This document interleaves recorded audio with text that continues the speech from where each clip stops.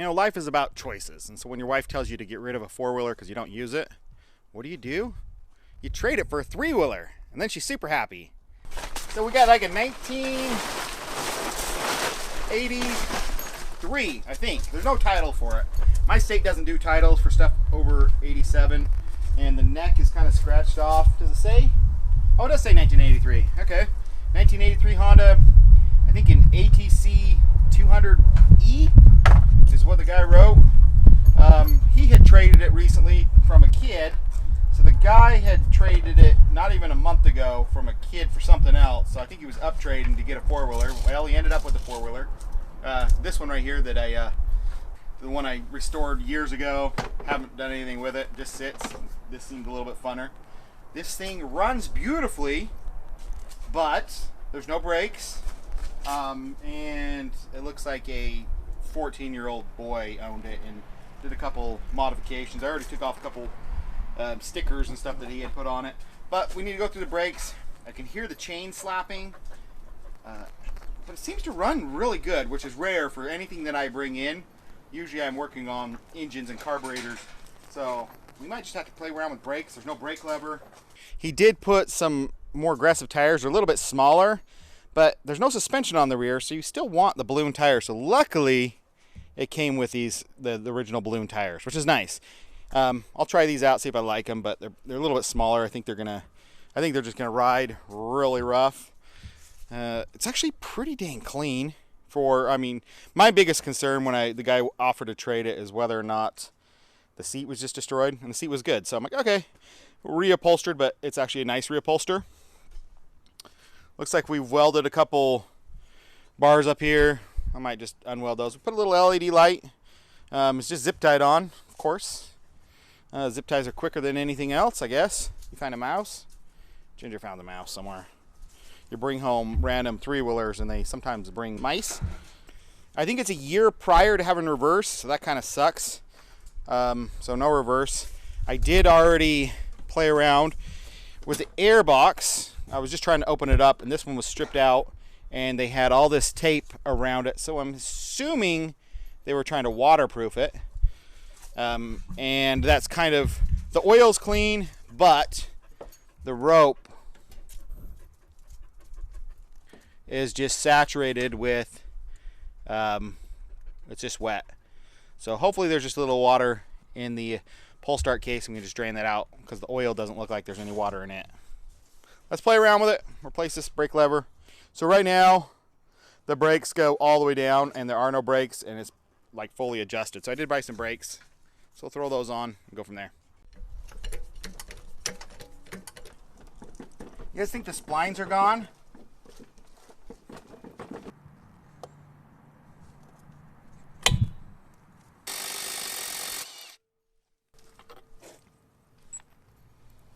It felt pretty tight.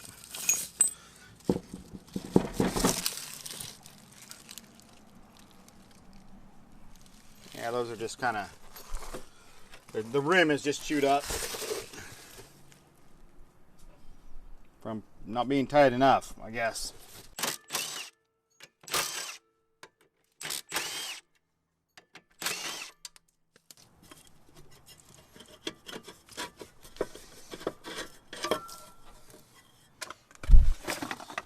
Got a kit off Amazon that came with two different sizes, one for the front, one for the back, I'm assuming, and those look like the right size. So we'll continue tearing it apart.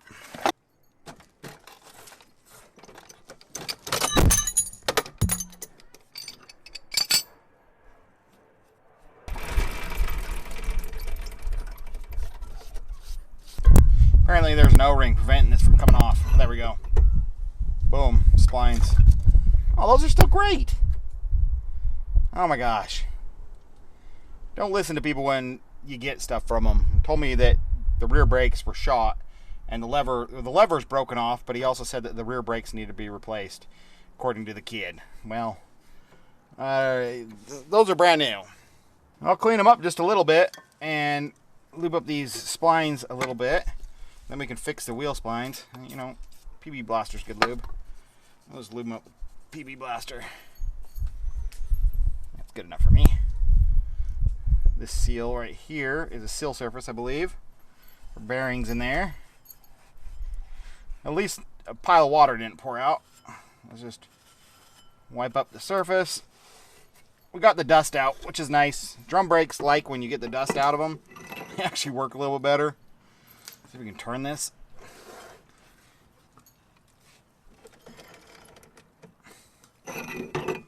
Whip this side a little bit. A little lube there, a little lube there. On that pin. This little pin that expands and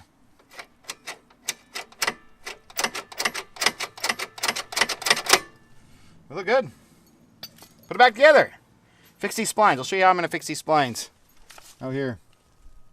That's why I thought the you guys can't see, but the pedal for the rear brakes, the right foot pedal to activate them, is adjusted all the way in, and there's virtually no brakes.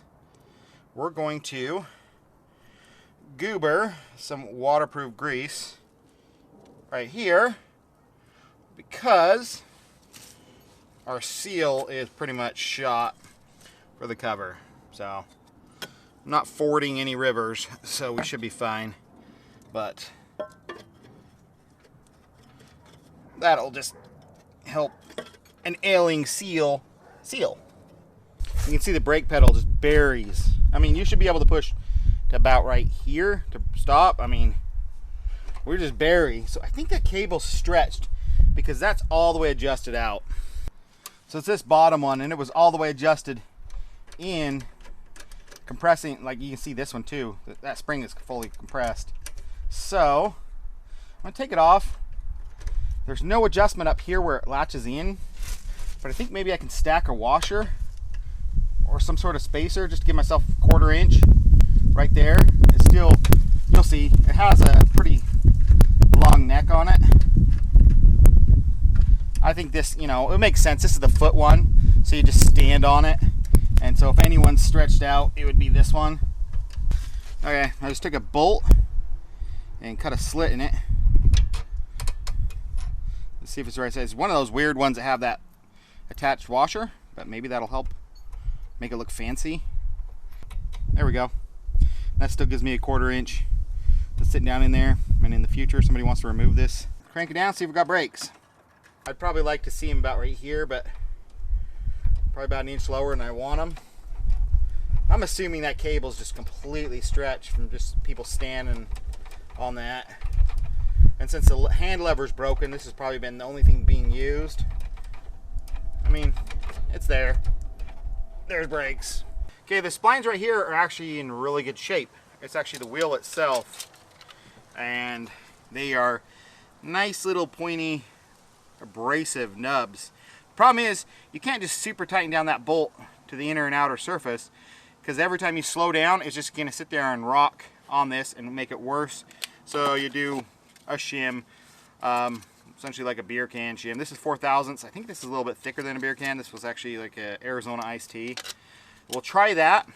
So what you want to do is lay it over the edge, kind of wrap it around, and you might have to start some of the grooves yourself with a screwdriver, and you kind of slide it on, see where it's fitting, kind of manipulate it, and keep going that until you have a perfect, essentially, shim that fits all the way on the inside that can go on and off with the wheel and stay with it, and that'll take out any slop. So then you're not getting the hammering action every time you take off and decelerate, and that'll prolong the life.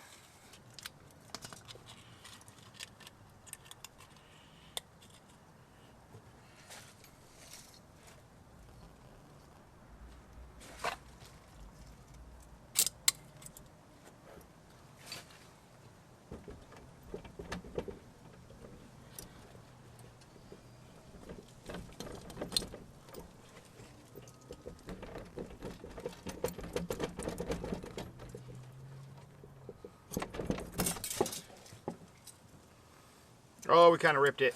You get the idea. I'll play around with it again. You can see there's just accordion. I should wrap right around there and just take out 4/1000 of an inch from the tooth, every single tooth. And maybe this isn't thick enough. We'll see. Might have to do it in 2 different pieces. See, I'm just stacking on every tooth. That was a pain in the butt. I took out probably 75% of the play. Then I tightened up the nut nice and tight, but it's not wiggling on the axle at all, but there was about 75% that I took away. Maybe it'll last another 40 years. So picked up a 2-pack of these off Amazon for, oh, it was cheap. It's under 10 bucks, 8 bucks maybe. So cheap you don't even think about it. But people complained that it doesn't fit all the way in the ferrule. The ferrule fits in there, but it doesn't allow you to fold it back in. So the hole's just not deep enough. Barely poke a hole. That's as deep as it can go. See if it'll fit in now. Yeah, beautifully. That's it. And there are no, I gotta adjust the slack for the rear brakes. This top one is the hand lever. The bottom one is a foot lever. This one has the exact same problem where I'm bottoming out. I wonder if they flipped this lever or something. Well, you know what? Is that like a, I didn't even notice this. Right there, you see that? Is that just a spline shaft that tightens down and I can just adjust the distance of this little lever and that would fix what I thought was a cable stretch problem? I bet you it is. I wonder if that's even loose and that just slips. Huh, I'm gonna loosen that and see if I can pull it off and readjust that. Yeah, it's just splined. So if we can click it back a tooth, that is probably more than enough. So just click this back 1 tooth so it grabs an extra tooth, pulls up. So I can remove my makeshift nut. We had to take off that cover for the brake drum again and hold in the little, it's a little flat piece that spreads the drums. But I was able to hold that and hammer that back on, I think 1 tooth. And so I think that's gonna give me what I need. So I'll put these back in and see if that's good enough. Nice, I got that, so you push about 1 inch now. That works good. That engages good. So, you know, we can move the wheel. Brake is nice and good. I think that's the whole problem, it was just off a link. I think the cable's still stretched a little bit, but I think it's just off a link, or a tooth.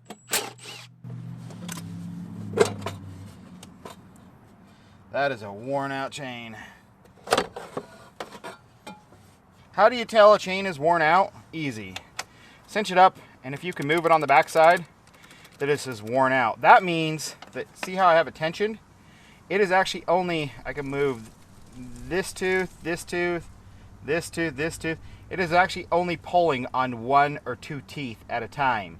So all the engine force is just pulling on 1 tooth, and that's why it wears out the tooth, because it pulls off that tooth, where a full new chain will pull, it'll pull around the entire thing, you know, and then slowly as it wears, it'll pull on, you know, 8 links, you know, 5 links, all the way down. This one is only pulling on 1. So generally, if you tension up the chain and you can pull it away from the backside, like at all, the chain is completely sloppy,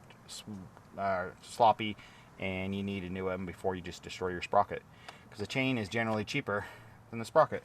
Anytime you have to measure the distance between 2 round objects, we'll just go edge to edge.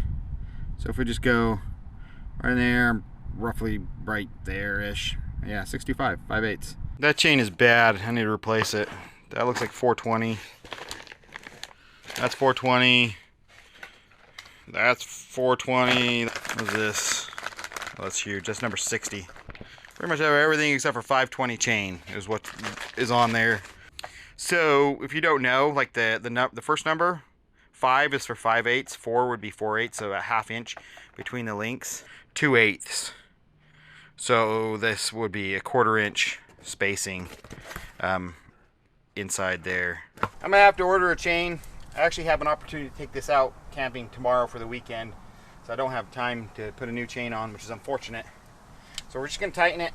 It looks like it's just 4 bolts, the 2 top swing, and then the bottom just pivots out.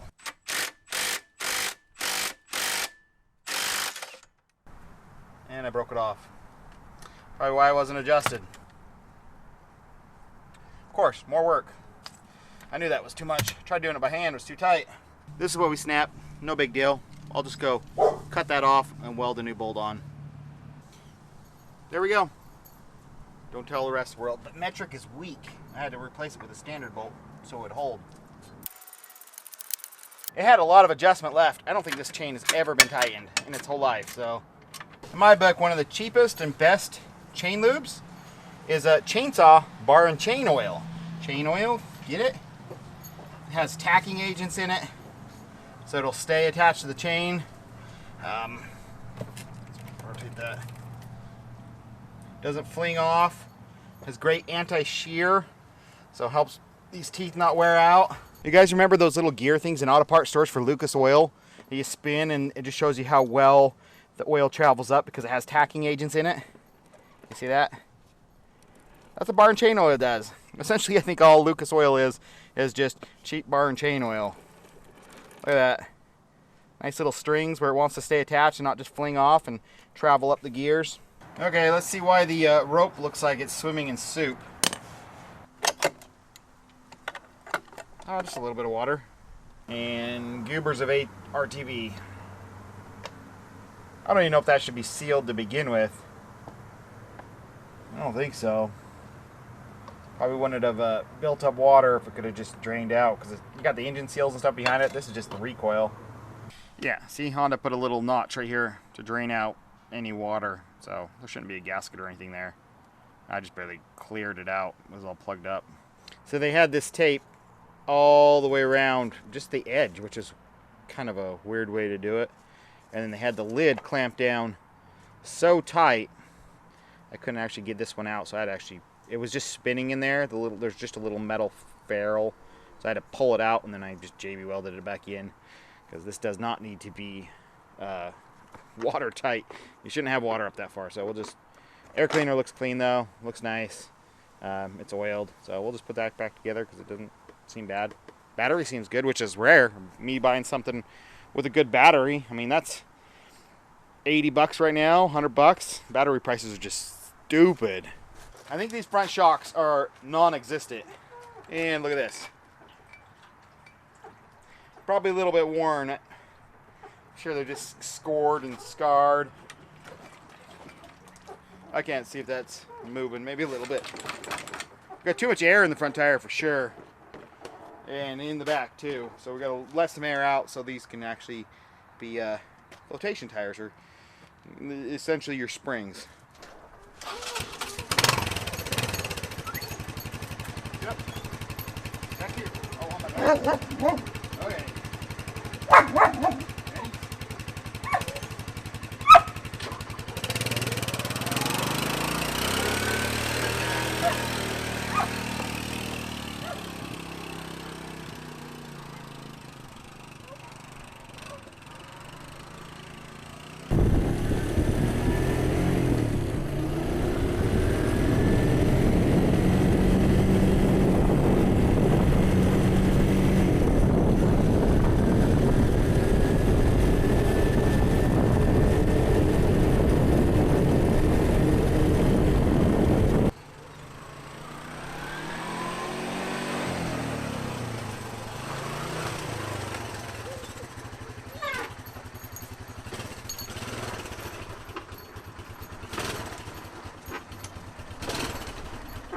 Tighten up the brakes just a little bit, a little gushy. Actually seems bigger than it feels in real life. You sit a little bit low, the headlights work. Oh, there's the LED. Oh, the LED comes on with just low beams. Kind of cool. First test, look at this. Yes. Firewood, 3-wheeler's rocking it.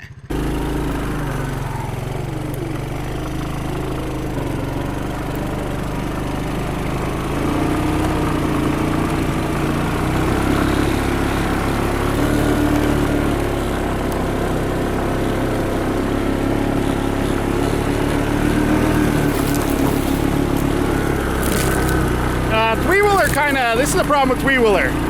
They got a wheel in the way.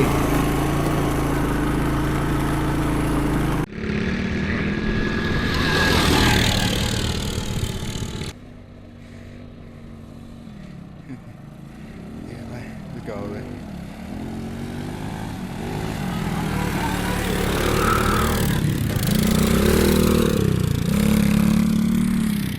flat tire, you use a 3-wheeler, tow you home. You know, cameras never do it justice how steep stuff is. Cousin down there is probably about 30 feet below me, like if you would do a straight line. Now probably about 20 feet.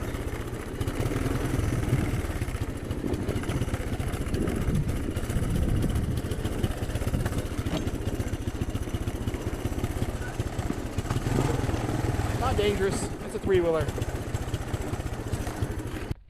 Okay. Yes, you should, but no, not just a minute. Okay, but you're gonna be. You want to be topless in my video? You'll be topless in the video. Yes. Oh yeah. Okay, you just stand there. Just stand there like you're just not like nothing's going on. Well, the chain falls off, so that one breaks. So you use a rope and you tow it, and you tow this one, right?